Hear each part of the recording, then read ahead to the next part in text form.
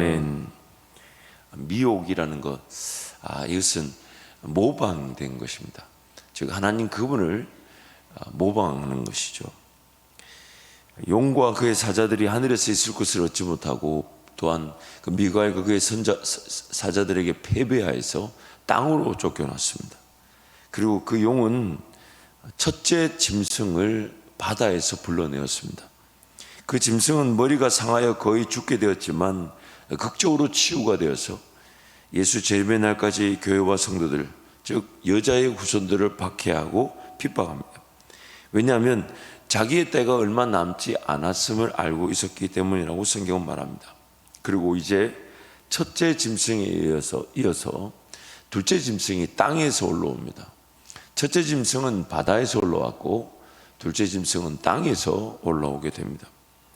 짐승 등장의 메시지는 특별히 미혹의 사자들로서 그리스도와 그의 종들을 모방하고 있다는 점입니다. 그래서 우리가 어제 살펴보았던 대로 첫째 짐승은 그 그리스도를 모방하여 자기가 그리스도인 것처럼 등장하고 있습니다. 그래서 어제 내용을 한 번 더 소개하면요, 그리스도를 모방한 첫째 짐승은 죽임을 당하고 다시 살아난다. 이마에 그들의 이름을 기록한 따르는 자들이 있다. 뿔이 있다. 모든 족속과 방언과 백성과 나라에 대한 권세를 갖고 있다. 세계적인 경배를 받는다. 마지막에 오거나 나타난다. 하지만 짐승은 멸망당하기 위해 오고 그리스도는 영원한 승리를 위해 온다라고 비교했었습니다. 그리고 둘째 짐승, 이제 그 용이 땅에서 불러 올리는 그 둘째 짐승도 그리스도와 그의 종들과 또는 교회를 모방하고 있습니다. 그래서 모방된 내용을 제가 한번 성경 구절과 비교해 보면, 둘째 짐승의 그 모양이 어린 양같이 두 뿔이 있다라는 것은 우리가 이미 살펴본 두 증인, 두 촛대, 두 감람나무, 그리고 다니엘 8장 3절에 보면 두 뿔을 가진 순양, 이것을 모방하고 있죠. 또 큰 이적을 행하되, 심지어 불이 하늘로부터, 이 성경 구절을 보면 큰 이적을 행했다는 것은 모세를, 또 불이 하늘로부터 내렸다는 것은 엘리야, 즉 선지자에 대한 모방을 하고 있습니다. 또한 불이 하늘로부터 땅에 내려온다는 것은 두 증인의 입에서 불이 나왔던 그 11장 5절 말씀을 모방한 것이며, 첫째 짐승 앞에서 행할 때 그에게서 권세를 받았다라는 말씀은 하나님 앞에선 두 증인이 하나님께로부터 권능과 사명을 받은 것을 모방하고 있습니다. 또한 그 짐승의 우상에게 생기를 주었다라고 할 때 하나님께로부터 생기가 그 죽었던 그 두 증인에게 들어가는 그 장면을 모방하고 있는 것이며, 이마에 표를 받게 하고, 즉 하나님의 종들의 이마에 인침을 받은 것, 특히 그 출애굽기 13장에 보면 그 하나님의 말씀을 손의 기호와 미간의 표로 삼으라 했던 그것을 지금 모방하고 있습니다. 그래서 그 그레고리 빌의 주석에 따르면 둘째 짐승은 진리의 대변자로 자처하지만 사실은 거짓 선지자와 거짓 선생이다. 교회를 거짓으로 모방하고 또한 교회에 능력을 주고 그 안에 거하시는 성령도 거짓으로 모방한다. 여기서 거짓 사도의 내적인 위협이 언급되고 있음은 둘째 짐승의 권세가 그리스도의 사도들의 진정한 증명서에 맞춰 형성되는 것으로 보아 분명하다. 그러니까 이 첫째 짐승, 둘째 짐승이 그리스도, 교회, 그리고 하나님의 그런 백성들과의 관계에 하나님이 인치셨던 그 모든 것들을 모방하고 있습니다. 자신들도 마치 하나님이고 하나님이 세운 선지자며 하나님의 세움을 받은 종들이고 하나님의 교회다라는 것처럼 모방하고 있다는 것이죠. 그래서 마태복음 7장 15절 말씀 함께 선포합니다. 거짓 선지자들을 삼가라. 양의 옷을 입고 너에게 나오나 속에는 노략질하는 일이라. 마태복음 24장 5절. 많은 사람이 내 이름으로 와서 이르되 나는 그리스도라 하여 많은 사람을 미혹하리라. 데살로니가 후서 2장 9절. 거짓 선지자가 악한 자에 나타나면 사탄의 활동을 따라 모든 능력과 표적과 거짓 기적과, 또 베드로 후서 2장 1절.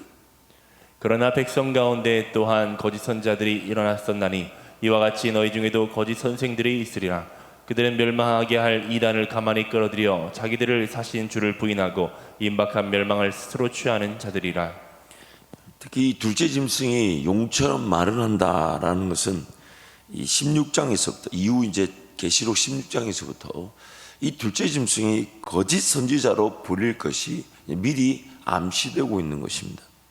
교회를 위협할 거짓 선생들은 세속 문화의 그 우상 숭배를 타협하도록 하고 또 교인들로 하여금 그 우상 숭배 안으로 들어갈 수 있도록, 그래서 초대교회의 가장 큰 문제가 뭐였냐면 거짓 선지자, 거짓 이단들이 교회를 괴롭혔다는 것이었죠. 그래서 또한 15절 말씀 보실까요? 15절 말씀 함께 선포합니다. 그가 권세를 받아 그 짐승의 우상에게 생기를 주어 그 짐승의 우상으로 말하게 하고 또 짐승의 우상에게 경배하지 아니하는 자는 몇이든지 다 죽이게 하더라. 이 짐승의 우상에게 경배하지 않는 자는 죽임을 당한다는 것은 다니엘서 3장에 보면 그 사드락과 메삭과 아벳노고가 느부갓네살의 신상 앞에 절하지 않았을 때 그 풀무불에 던져지는, 근데 놀랍게도 그 풀무불 안에 이미 예수님은 그들을 기다리고 계셨고 머리카락 하나 타지 않도록 그들을 지키셨다는 것을 이렇게 요한계시록이 지금 미리 그 장면을 지금 인용해서 보여주고 있는 것입니다. 특별히 오늘 본문 말씀에 이제 우리 그동안 한국교회 많이 괴롭혀왔던 이 666이라는 이 단어가, 이 숫자가 표시가 됩니다. 아마 오늘 본문 읽으면서 여러분도 눈이 그 부분에서 제일 많이 반짝거리셨던 것 같은데, 우리 16절부터 18절 말씀을 함께 선포합니다. 그가 모든 자 곧 작은 자나 큰 자나 부자나 가난한 자나 자윤이나 종들에게 그 오른손에나 이마에 표를 받게 하고 누구든지 이 표를 가진 자 외에는 매매를 못하게 하니 이 표는 곧 짐승의 이름이나 그 이름의 수라. 지혜가 여기 있으니 총명한 자는 그 짐승의 수를 세어보라. 그것은 사람의 수니 그의 수는 666이니라. 먼저 이 그레고리 빌의 주석을 먼저 인용하겠습니다. 여기서 이마의 표는 분명히 국가가 사람들이 우상 숭배에 의무적으로 참여하는지 여부를 재는 방법을 비유적으로 표현한 것이다. 표를 받지 않는 자는 매매를 할 수 없다. 이 표는 황제가 사업 계약을 보증하는 것과 황제의 두상을 동전에 새겨 넣는 것에 사용되었다. 둘째 짐승에 대한 표현 속에 황제 숭배와 관련된 문화의 정치적, 종교적, 경제적 제도가 포함되었음을 증명한다. 그러니까 이미 우리가 7교회의 말씀을 살펴보면서 각 교회가 처했던 이 대표적인 위험이 뭐였냐면 황제 숭배 사상이었죠. 또는 요한계시록에 쓰여졌던 그 당시의 황제는 도미티아누스 황제, 그러니까 네로 황제 때에 엄청난 핍박과 박해가 있었고, 또 그 이어 나온 그 도미티아누스 황제 때에도 그 박해가 간간히 있었던 시절이었습니다. 그러나 그 네로 황제 때만큼은 핍박이 있었던 건 아니에요. 그러나 그 핍박과 박해가 어느 정도 큰 박해와 핍박이 있었고, 또 네로가 끝내는 자살하고 말죠. 그리고 네로가 이 둘째 짐승으로 많이 비교되기도 하는 것은 네로가 그 당시에 자살했을 때 다시 살아날 것에 대한 유머가 엄청났다고 합니다. 그 황제 사상을 이렇게 연결하기 위해 그런 루머들이 만들어졌던 것이죠. 그래서 지금 이 666이라는 표가 등장한 것은 이제 그 둘째 짐승, 즉 이 전 시대에 국가적인 어떤 그 핍박, 그리고 국가가 정치, 사회, 경제적 제도를 통해서 교회를 위협하고 박해할 것을 지금 비유적으로 상징하고 있는 것입니다.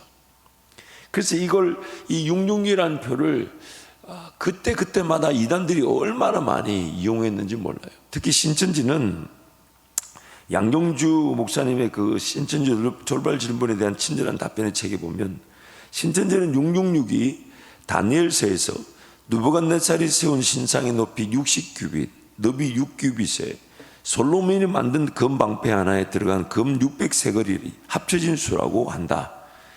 1규빗을 45cm로 환산하면 이는 높이 27m, 너비 3m에 이르는 거대한 금신상이다. 그런데 이런 거대한 금신상을 제작하는 데 들어가는 금이 600세겔이면 겨우 7.2kg밖에 되지 않는다. 이게 무슨 말이냐면 너비가 45m, 높이가 75m 되는 금신상을 금이 7.2kg면 여러분 한번 생각해 보세요. 이 뭘로 비교해야 되는 게 참 이게 말이 되지 않네. 여러분이 즉각 호응을 해 주셔야 되게 말이 안 된다는 거를. 금이 7.2kg를 그 45m 되는 그게 이게 다 발라지지도 않아요. 그러니까 이제 신천지가 끼워 맞추기식해서 그런 거 잘못한 거죠. 이 우상의 높이 또 금 방패 그걸 자기들끼리 이렇게 연결해서 맞춘 겁니다. 그러니까 이게 억지 주장인 걸 아니까 나중에 또 바꿨다 그래요. 그래서 내용을 또 소개하면, 이러면 자주 바꾸는 걸 조심해야 돼요. 보세요. 이처럼 이 해석이 억지 주장임을 아는 것인지 최근 들어 신천지는 666이 솔로몬이 이방에 거둬들인 666 금 달란트를 의미한다고 주장한다. 이것이 짐승의 수 666과 무슨 상관이 있는가? 게다가 666 달란트는 자국 내에서 거둬들인 세금이지 이방에서 거둬들인 금이 아니다. 그래서 열왕기상 10장 14절 15절 말씀 함께 선포합니다. 솔로몬이 세입금의 무게가 금 666달란트요 그 외에 또 상인들과 무역하는 객상과 아라비아의 모든 왕들과 나라의 고관들에게서 가져온지라. 그 외외라는 말을 써서 이방들에게 들어온 수는 정확하게 표기하고 있지 않죠. 그러니까 이 신천지에서 이 666이라는 단어를 억지로 끼워 맞추는 거죠. 그 신천지 그 교재를 제가 최근에 이제 이 원로 목사님께서 이렇게 구해 오셔가지고, 그래서 제가 또 이렇게 쭉 보는데 그 비유풀이라는 게요, 그 매우 교묘하게 성경의 여기와 여기를 갖다 맞춰놨습니다. 근데 여러분, 이 명심해야 될 것이, 우리가 진리라는 그 전체 그림을 다 이해하지 못하지만은, 그러나 코끼리를 눈을 감고 만져봤을 때 코끼리인 줄 몰라도 그 다리, 그 묵직함, 그러니까 진리도 한 부분만으로도 사람은 충분히 미혹될 수 있습니다. 근데 그거를 악용하기 위해 마귀가 자기네들도 그 진리를 모방한다고 이미 말씀을 나눴잖아요. 모방한다고. 그러니까 성도들이 그런 데 미혹되는 거예요. 그런데 제가 달라스에 있을 때 성도 한 사람이 늘 이런 부담을 갖고 있었어요. 주일 성수 잘해야 되고, 말씀 생활 잘해야 되고, 기도 생활 잘해야 되는데 그게 잘 안 되는 거죠. 그러니까 저만 만나면 그 말씀 생활에 대한 아쉬움, 기도 생활에 대한 아쉬움, 주일 성수에 대한 아쉬움, 그래서 기도해 주고 가급적이면 한 번이라도 말씀을 같이 보고 성경 공부할 수 있도록 이렇게 도와줬는데, 어느 날 이상한 데 빠진 거예요. 그리고 어느 날 저를 슬슬슬 피해요. 슬슬슬 피해요. 그런데 이제 감사한 것은 그 부군 되시는 남편분이 저를 매우 좋아하셨어요. 물론 신앙생활은 잘 안 하셨어요. 제가 세계 사역의 경험을 보면 저하고 가까운 분들은 신앙이 잘 안 좋은 분들이 가까웠었어요. 그러니까 병든 양이 병든 양을 알아보는 것 같아요. 어쨌든 이제 그래서 이제 그 부군이 저한테 부인이 이상하다는 거예요. 자기가 신앙이 그리 좋지는 않아도 저 좀 이상하다는 거예요. 그래서 이제 더군다나 그 남편분은 이제 대구 분이시고 저는 부산 사람이니까 서로 이제, 근데 그 부인은 이제 그 전라도 광주 분이셨는데, 근데 그래서 제가 이제 들어가 보니까 이제 드디어 이제 만나서 도대체 왜 이렇게 슬슬 피하냐 했더니, 전사님 오늘 잘 만났다면서 전사님도 한번 이거 들어봐야 한다. 그 보니까 뭔가 말씀에 이렇게 은혜를 받은 것 같아요. 근데 모양은 은혜를 받은 것 같지만 왜 저를 피했을까? 그러면서 딱 받았는데 뭐 CD를 줬는데 위에 하나도 없었어요. 뭐 글도 없고, 뭐 누가 그 설교 제목 이런 걸 하고 CD 빈 위에 아무것도 적혀져 있는 CD만 하나 줬어. 그 들었는데 하여튼 목소리가 이상해. 근데 이제 내용을 들어보니까 뭐가 성경에 있는 내용 중에, 그래서 나중에 쭉 들어보니까 성경에 이거는 분명히 증명이 되니까 맞는 거고 이거는 사람이 넣은 거고 이런 식으로 해서 그래요. 그래서 이거 뭐지? 하고 이제 조사를 해보니까 요즘 난리가 난 그 정명석 씨였어요. 그게 이제 2009년이니까 제가 달라스에 있을 때 그때 이민사에 한번 유행이 된 거죠. 그래가지고 제가 그 집사님을 불러놓고 부부를 불러놓고 달랬습니다. 우리는 소리를 칠 수 없고 제가 소리를 치면 같이 미혹되는 것 같아가지고. 근데 그 이단들에게 빠지는 이유가 뭐냐면 여러 이유가 있겠지만은 신앙을 제대로 가지고 싶은데 성령 하나님의 방식이 마음에 안 드는 겁니다.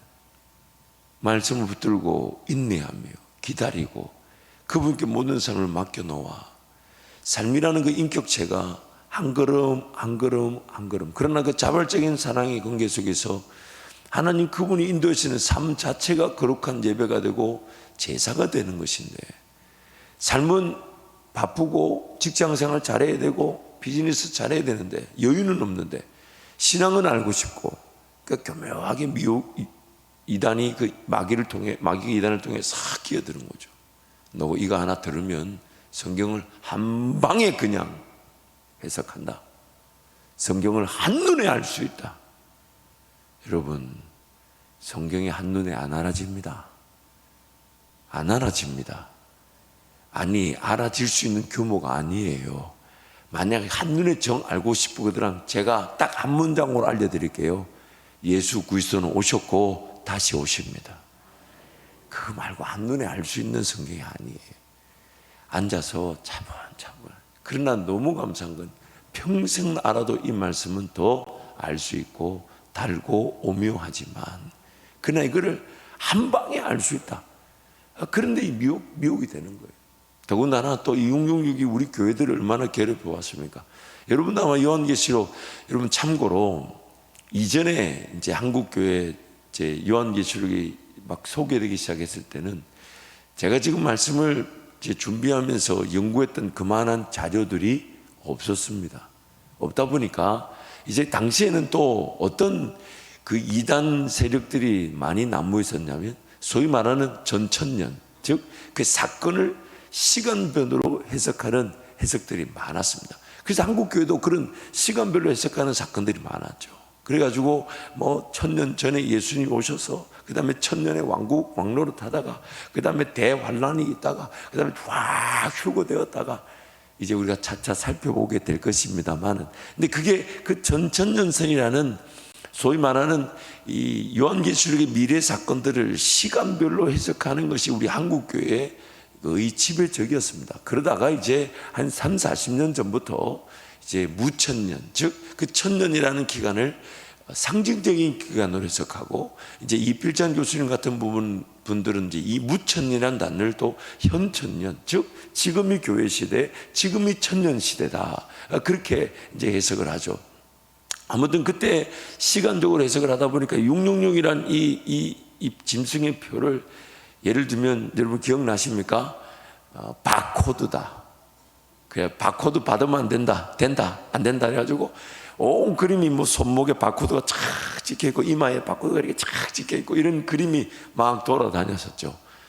그러나 이제 그 바코드도 666이 아니었어요. 뭐 아니었다기보다는 앞으로 그렇게 이용될 가치가 있을지 몰라도 그 자체가 그렇게 666이라는 표를 가진 힘이 아니었어요. 지금 바코드가 없는 데가 없습니다. 이제 바코드 시대는 또 지나가고 있습니다. QR코드 시대라 그래가지고 바코드 시대는 지나가고 있고, 또 그 이후에 666이 뭐냐면 신용카드다. 그래가지고 신용카드 쓰면 안 된다고 난리를 쳐가지고 여러분도 한동안 갈등하셨을 거예요. 이 신용카드를 해야 되나 말아야 되나. 그러다 지금 신용카드 없는 분 한번 손 들어보세요.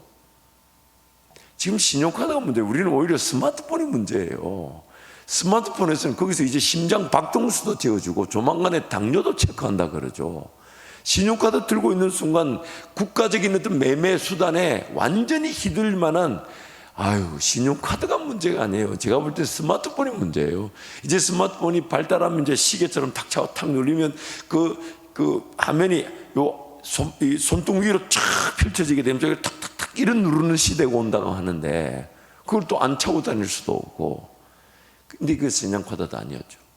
그리고 제가 한국에 와서 처음에 2013년에 한국에 가서 깜짝 놀랐던 게, 미국 교회에서는 이미 그게 아니다라는 게 판명이 났는데 뒤늦게 한국의 베리칩이라 그래가지고, 그 다른 말로 생체칩이라는데, 그게 뭐냐면 베리피케이션 그 칩이라 그래서 이 의식이 없는 환자들이 이렇게 점검이 안 되니까 언제 어떻게 이렇게 위험에 빠진지 모르니까 그 의식이 없는 환자들에게다가 이제 그 신경 조직에다 칩을 연결해 가지고 그거를 그 간호 응급실에다가 이제 연결시켜 놓은 거예요. 그래서 이 의식이 없는 환자들을 치료했는데 갑자기 이렇게 심장 박동수가 급해진다든지 느려진다든지 아니면 심장이 멎어버리는 일을 점검하기 위해 했는데, 근데 그 베리칩, 이 베리피케이션, 즉 생체칩 자체도 엄청난 비용이 들어갔어요. 그래서 오바마 대통령 정부 때 한번 노인들 요양병원에다가 한번 이것을 공급해보자라는 계획안이 한번 있었습니다. 그래서 그 생체칩을 이제 신경구조에다 넣겠다는 거죠. 그러다 보니까 그걸 마치 베리칩인 것처럼 난리를 쳤는데, 공교롭게도 그 계획안은 엄청난 예산이 든다는 이유로 폐기되었습니다. 그래서 제가 미국에서 그걸 폐기된 줄 아는데 한국 교회 왔더니 그걸 가지고 베리칩이라고 난리를 치고 있어요. 이미 미국에서는 다 그 계획안 자체가 돈이 없어가 폐기됐다니까요. 근데 한국에 왔더니 그걸 아주 난리를 치고, 그걸 가니까 전주 한옥마을에 갔더니 그거를 전단지로 만들어 막 나눠주고 있어요. 그게 너무 안타까웠어요. 그러니까 이단의 목적이 뭐냐면 그 미혹되어져서 그거 믿어가지고 거기에 전단지 만들도록 돈 쓰고 그 나눠주도록 시간 쓰고 삶이 낭비되게 하는 거거든요. 근데 그런 어떤 잘못된 해석들, 그런 것들이 666이라는 표가 대표적으로 많이 이용되어졌던 거죠. 여러분, 우리가 요한계시록을 쭉 보면서 그 수에 대한 정확한 상징의 의미를 살펴보고 있지만, 마귀도 7, 10 이런 완전수를 이용할 수 있습니까? 없습니까? 있습니다. 꼭 하나님 그분만이 완전수를 이용하는 게 아니에요. 마귀도 그걸 모방해가지고 지금 마치 두 증인, 두 감람나무, 두 촛대를 말하듯이 그런 두 뿔 이런 얘기를 이용하잖아요. 그러니까 그 수 자체가 하나님만이 공유하는 게 아니라 하나님의 그런 신적 속성들, 완전성들을 4라는 숫자, 7이라는 숫자, 10이라는 숫자 이런 거를 통해서 우리가 하나님의 완전성, 충만성을 이해하는 거죠. 근데 그 수를 누구도 이용합니까? 마귀도 이용합니다. 심지어 예수님을 마귀가 시험할 때 성경 말씀도 마귀가 인용합니다. 그러니까 그것을 그 수 자체, 그 말 자체에 우리가 미혹될 것이 아니라 그 이면에 무엇이 있는지를 분별할 줄 알아야 되는 거죠. 그래서 지혜가 여기 있으니, 그리고 그 앞에 우리가 11장 말씀 뭐라고 했어요? 듣는 귀 있는 들을 수 있는 자는 들을지니라. 그 분별에 대한 은혜를 우리에게 요구하고 있는 것입니다. 그래서 이 666이라는 표는 먼저 우리 말씀에 보면 이렇게 얘기하죠. 이름의 수다라고 말할 때 몇 명이다 이 말이 아니라 그 이름을 수로 표기한 적이 있다는 거죠. 그것을 게마트리아식이라고 그러는데, 이 게마트리아식이 뭐냐면 예를 들면 이런 겁니다. 여러분, 알파벳으로 치자고요. 그러면 A, B, C, D를 숫자 몇으로 하냐? 1, 2, 3, 4, 4로 보는 거예요. 이해가 되십니까? A, B, C, D 했을 때 D를 뭘로? 숫자 4로도 쓸 수 있다는 거예요. 그래서 당시 헬라권에서 헬라어로 또 그 아랍어로 히브리어로 그 언어 자체를 숫자로 변경해서 썼던 적이 있습니다. 근데 이게 결정적인 어떤 이 유적지에서 발견된 증거가 하나 있는데, 이 폼페이가 화산으로 다 이렇게 매몰됐잖아요. 근데 그 폼페이 유적지를 파다 보니까 그 유적지 안에 이런 게 글이 나왔대요. 나는 그 수가 545인 여자를 좋아한다 라고 말할 때 그 여자의 이름이 545라고 표현된 거죠. 그러니까 이게 게마트리아라는 우리 문자를 수로 변형해서 쓰는 그런 당시 문화가 있었다는 것입니다. 그래서 예를 들면 666을 히브리어로, 헬라어로, 또 아람어로, 또 그리스어로 이렇게 막 바꾸어서 썼는데, 이런 시도가, 그래서 이 그레고리 비일의 주석에 의하면 그런 내용이 있어요. 이 성경이 이 666이라는 것을 요한계시록 놓고부터 지금까지 이 666이라는 이 숫자를 가지고 사람 이름을 맞추려는 시도가 한 150번 있었대요. 근데 그 중에 하나가 가장 대표적인 게 666이라는 단어를 히브리어로 이렇게 바꾸고 히브리어를 헬라어로 바꾸면 네로 카이사르라는 단어가 된답니다. 그러니까 네로 황제를 이제 네로 카이사르라고 하는데 그 라틴어가 숫자로 표현하면 그렇게 된다는 거죠.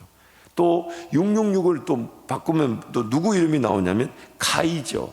시저란 말 아시죠, 여러분? 황제를 뜻하는 카이저란 말이 나올 수 있고요. 또 666이라는 단어를 숫자를 이제 알파벳으로 이렇게 영어로 바꾸면, 독일어로 바꾸면 히틀러라는 단어가 나옵니다. 물론 이제 그런 어떤 인물들이 그 시대 때 적그리스도로 혹은 거짓 선자로 활동했을 수가 있지만은, 이 666이라는 것은 어떤 개인의 이름의 연결성보다는 국가적인 어떤 우상 숭배, 그래서 국가가 교회를 위협할 때에 사회적, 경제적, 정치적 수단을 이용해서 그 성도와 그 교회를 핍박하고 박해할 수 있다는 거예요. 실질적으로 7개에 일어났다는 그 박해가 그거였잖아요. 황제 숭배를 하지 않으면 그 경제구조, 그 길드라는 경제구조 속에 들어가지 못합니다. 근데 거기 들어가지 못하다 보니까 뭐 돈을 빌린다든지 차용해 준다든지 신용을 통해 물건을 매입해서 판다든지 이런 걸 못하는 거예요. 그러다 보니까 교회가 극심한 가난에 처했던 적이 있었다고 7개에서 우리가 이미 말씀을 살펴보았죠. 그러므로 이 666이라는 이 숫자는 이 마귀가 이제 둘째 짐승을 통해 그런 경제구조, 사회구조, 정치구조를 통해 국가적인 교회 핍박과 박해가 일어날 것을 말씀하는 거고, 이런 국가적인 정치, 경제, 사회적 핍박과 박해는 모든 시대, 예수 그리스도 재림에까지 있을 수가 있다는 것입니다. 지금도 그런 핍박을 당하는 나라들이 있고 또한 교회와 성도들이 있다는 것이죠. 그래서 666의 명확한 해석에 대해서 그레고리 비례 주석을 좀 소개하면요, 지혜가 여기 있으니라는 권면은 신자들은 타협을 조심해야 한다는 사실을 가르친다. 하지만 여기서 말하는 타협은 네로와 같은 개인과의 타협이 아니고 국가가 타락한 인간성의 축소판으로서 우상 숭배하는 문화의 종교적, 경제적, 사회적 국면과 결탁한다는 점에서 역사 전체 과정에 등장하는 나라들의 모든 국면과의 타협입니다. 우리나라에서도 그런 타협이 있을 수 있습니다. 그래서 우리가 그런 것들을 분별해내야 되는 것이죠. 단지 어떤 개인이다, 어떤 사건이다라고 지목할 만한, 지목으로 끝나는 것이 아니라 우리 교회가, 우리 성도가 지금 이런 어떤 경제 체제 속에서 우리의 신앙을 위협하고 교회 질서를 무너뜨리는 그런 우상 숭배나 그런 타협의 요소들이 들어올 때마다 우리가 그것을 깨어 기도하면서 어떻게 분별해내며 어떻게 저지해야 되는가, 그것이 오늘 우리에게 필요한 지혜라는 것입니다. 그리고 이러한 국가적 어떤 핍박과 박해, 그리고 교회가 그런 것을 타협하는 것을 철저히 막. 그래서 가장 오늘 우리 시대 때 대표적인 타협이 라오디게아 교회라고 할 수 있죠. 경제적인 어떤 수단에 내 신앙 자체가, 우리의 신앙 자체가 타협되어져서 눈이 가려지고 귀가 가려지고 마음으로 다친 줄 모르고 그냥 그 경제 구조 속에서 세상 사람들 방식처럼 이렇게 투자해야 된다더라, 저렇게 돈 벌어야 된다더라, 그런데 몰려다닐 수 있는 것을 우리가 경계할 줄 알아야 합니다. 그래서 그 물질 자체가 우리도 그 세상 경제 구조 속에 뛰어들어가지고 피해자를 만들어내는데 그 피해자를 만들어내는 줄 모르고 나부터 먼저 돈 놓고 돈 먹기 하셨듯이 그런 투기, 그런 것들을 경계할 줄 알아야 되는 거죠. 특히 여러분 그 코인 사태가 일어났을 때, 제가 코인 사태 전문가는 아닙니다만은 기본 상식을 들여다보니까 제가 이렇게 한번 표현해 드릴게요. 내 주머니 안에 동전 하나 넣어놨는데 그 동전이 2개가 된답니다. 동전을 넣어놨는데 그 동전이 하나 넣어놨는데 2개가 된대요. 근데 그 2개를 만드는 방식이 뭔지 아십니까? 뒤에서 돈 넣은 사람들을 앞에 사람한테 주는 거예요. 그거를 광고라는 미끼를 이용해가지고 청년들이 그 광고를 보면 내가 그 광고 수익, 그래서 채굴 한다 그러죠. 그 컴퓨터를 계속 돌리는 거예요. 광고를 계속 시청해야 돼요. 그래서 내 안에 코인이 조금씩 쌓이긴 해요. 그런데 제가 볼 때 그 광고 24시간 돌려도 한 달에 수익이 되지 않아요. 결국 그걸 미끼로, 그 광고를 미끼로 자기 회원가입하고 거기다 돈을 집어넣어서 뒷사람이 앞에 먼저 투자한 사람한테 돈을 주는 겁니다. 이번에 또 무슨 일이 있었냐면 도지코인이라는 게 있다 합니다. 개 모양이래요. 개 모양인데 근데 그 도지코인을 주로 밀고 이렇게 그게 하는 사람이 그 일론 머스크라는 사람이죠. 근데 일론 머스크라는 사람이 그 테슬라를 만들었는데, 일론 머스크라는 사람이 이번에 트위터를 인수하면서, 트위터라는 건 뭐냐면 페이스북에서 이렇게 소통하는 이게 문자 방식인데, 그 트위터의 원래 로고가 이렇게 하늘색 비둘기 새 모양이었어요. 근데 그거를 개 모양으로 바꾼다는 루머가 돌았다는 거예요. 왜냐하면 그 일론 머스크가 지금 개 모양의 도지코인을 이렇게 참여하고 있으니까, 트위터의 모양이 개 모양은 도지코인 모양으로 바뀐다니까 하루 만에 그 돈, 그 가치가 30%가 확 뛰었답니다. 무슨 말인 줄 아세요? 어리석게 그 루머를 듣고 그 코인을 산 사람들이 많다는 거예요. 근데 그런데 휩쓸려 다닙니다. 그런데 그게 아니라고 이미 판명이 났는데도 아직도 그런데 휩쓸려 다닙니다.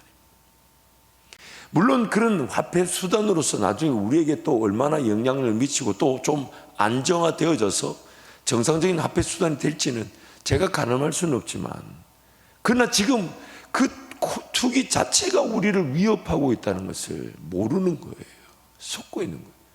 근데 젊은이들이 일 안 하고 그 앉아가지고 컴퓨터로 계속 그거 돌리고 주식에 투자해가지고 그 회사가 얼마나 건강한지, 그 회사에 얼마나 수익이 있는지 이런 거 전혀 따져보지 않고 올라갔다 내려갔다는 그 수치만 보고, 돈이 들어갔다 나갔다는 그 투기만 보고 그걸 투자하고 있어요. 얼마나 안타까운 일입니까? 그런 것들을 분별하라는 겁니다. 정직하게 일하고 최선을 다해 일하고 일확천금을 노리지 않아요. 그러나 하나님이 꿈을 꾸게 하신다면 내 손에 그 물질이 없다 해도 하나님이 그 일을 이루실 수 있으실 것인데, 그럼 나는 오늘 정직하게 내 사명의 자리에서 이 직업이, 이 일터가 나의 문화적 사명, 즉 하나님 나를 통해 이 땅에 인류 공헌에 이바지하도록 하기 위해 이 직업군에서, 이 일터에서 나를 통해 하나님의 지혜가 드러나기를 바라고 함께하는 이들을 사랑하고 섬기며 세워가는 공동체를 이루어야 되는 것인데, 언제쯤부턴가 하고 돈 그 자체에 매달려 버려요. 돈 그 자체에 매달려 버려요. 여러분, 투기한 돈을 하나님 쓰지도 않으십니다. 물론 나는 투기할 생각이 없었는데 집을 하나 그냥 사돈데 그게 올랐다. 그럼 감사한 거죠. 뭐 어떡하겠어요. 그 감사한 일이지. 근데 그 오를 걸 생각해가지고 막 이렇게 사고 다니는 거예요. 그게 투기입니다. 그 방식은 반드시 10번을 성공해도, 한 번만 망해도 10번 성공한 거 다 까먹고도 남습니다. 하나님이 주신 물질을 다 이렇게 정직하게 관리하려고 한 것인데, 그것이 어떤 부가가치가 생긴 것은 할렐루야 아멘이죠.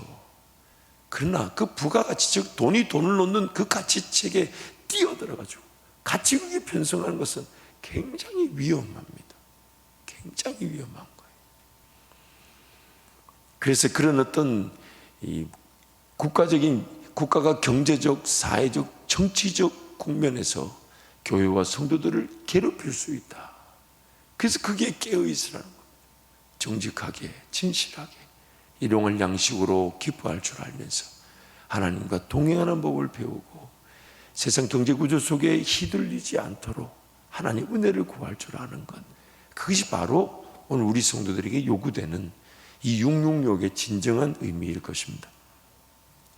그래서 이 그레고리 필이 이 13장의 내용을 아주 적절하게 해석을 잘했는데, 그게 요한계시록 13장의 용, 바다에서 나온 짐승, 땅에서 나온 짐승은 성부, 성자, 성령과 경쟁 구도를 이루는 삼위일체를 구성한다. 성자께서 성부에게서 권세를 받으시는 것처럼 짐승도 용에게서 권세를 받는다. 짐승은 그리스도께서 그러신 것처럼 머리에 왕관을 쓰고 있고, 그리스도께서 그러신 것처럼 죽게 되고 부활한 것처럼 보인다. 인자가 하나님 앞에 나아가 모든 백성과 나라들이 경배하는 권세를 받는 것처럼 짐승도 용에게 나아가 온 땅이 자기를 경배하는 권세를 받는다. 성령이 하나님의 생기를 표상하는 것처럼 거짓 선지자도 짐승의 우상에게 생기를 준다. 성령이 성자를 영광스럽게 하는 것처럼 거짓 선지자도 짐승을 영광스럽게 한다. 이런 삼위일체 하나님의 777을 모방하지만 부족한 666으로 그치는 것으로 암시된다. 이 해석이 너무 멋있지 않습니까? 그런 하나님, 그리고 그리스도 성령, 그리고 그의 선지자 교회, 그걸 모방해서 용과 그의 사자들, 그래서 바다에서 짐승이 나오고 땅에 짐승이 나오는, 마치 그것이 삼위일체 하나님을 모방하는 듯 보이지만 그 모방은 모방이다. 그래서 완전한 777, 그 하나님을 모방한다 했지만 그들은 666에 그치고 만다. 너무 해석이 명확한 것 같아요. 그러면서 이렇게 이 내용을 이어놨습니다. 그리스도인은 미혹을 특히 조심해야 한다. 그리스도인은 하나님이 그들의 믿음의 진정성을 시험하고 믿음을 연당시키려고 궁극적으로 미혹의 짐승을 보내시는 당사자임을 알아야 한다. 마찬가지로 이스라엘 역사 속에서 하나님은 이적과 기사를 내게 보이고 다른 신들을 우리가 따라 섬기자고 말하는 거짓 선지자들을 보내심으로써 이스라엘의 자신에 대한 사랑을 시험하셨다. 그러므로 오늘 우리가 항상 깨어 있어야 되며 쉬지 말고 기도해야 되는 것은 언제 어떻게 무엇이 우리를 유혹하고 미혹하고 타협하게 만들어서 쓰러지고 넘어지게 할지 모른다는 것입니다. 그래서 이제 이런 어떤 그 시간적, 사건적 해석들, 또 어떤 지금 이 사람이 거짓 그리스도이다, 저 사람이 뭐 선지자, 그런 어떤 이 개인에 대한 이 해석보다는 오늘 우리 교회가, 우리 성도가 신앙을 지키려고 하는 일에 철저하게 미혹하고자 하는 그런 마귀의 공격들을 분별할 줄 알아야 한다는 것이죠. 그래서 7교회에 그런 미혹했던 그런 여러 마귀의 공격들을 우리가 묵상하면서 오늘 나는 어떤 미혹에 빠질 수 있을까? 내 신앙 어떻게 타협될 수 있을까? 그 두렵고 떨림으로 하나님 앞에 무릎을, 그래서 매일 기도의 자리에 달려나오고 예배 자리에 달려나오며 말씀을 묵상하고자 할 때 우리 삶이 그런 미혹에서부터 안전하게 지켜지게 되는 것입니다. 함께 찬송하겠습니다.